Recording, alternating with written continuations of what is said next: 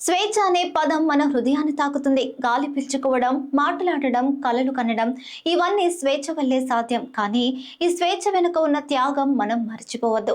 లక్షలాది వీరులు తమ జీవితాన్ని అర్పించారు. వారు రక్తం చిందించకపోతే మనం ఈరోజు స్వేచ్ఛ గాలి పీల్చేవాళ్ళం కాదు.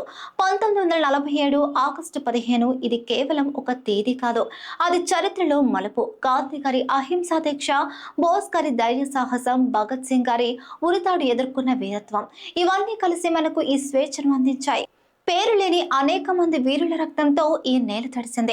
స్వేచ్ఛ అంటే కేవలం జెండా ఎగురవేయడం కాదు, అది ఒక నిరంతర ప్రయాణం. పనులు సక్రమంగా చెల్లించడం, చట్టాలను గౌరవించడం, ప్రకృతిని కాపాడడం ఇవన్నీ దేశభక్తి రూపాలే. పాఠశాల పిల్లలు పాఠాలు నేర్చుకుని దేశానికి శ్రేయస్సు చేకూర్చగలరు. యువత సాంకేతికతలో, వ్యవసాయంలో, వ్యాపారంలో కొత్త ఆవిష్కరణలు చేయగలరు. పెద్దలు తమ అనుభవంతో మార్గదర్శకులుగా నిలవాలి. స్వాతంత్రం మన అందరినీ ఒకే పతాకం కింద నిలబెడుతుంది. హిందూ, ముస్లిం, క్రైస్తవుడు, సిక్కు మనమందరం ముందుగా భారతీయులమే. మన ఏకత్వమే మన బలం. ఈ రోజు మనలో ప్రతి ఒక్కరూ ఒక ప్రమాణం చేద్దాం.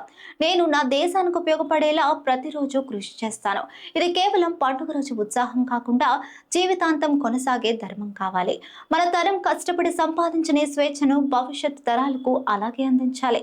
మన కర్తవ్యం దేశాన్ని బలంగా ఉంచడం, శాంతి, సద్వినియోగం, అభివృద్ధిని కాపాడటం. ఈ నేల మనది, ఈ గాలి మనది, ఈ స్వేచ్ఛ మనది. దాన్ని కాపాడటం మన అందరి బాధ్యత. జై హింద్.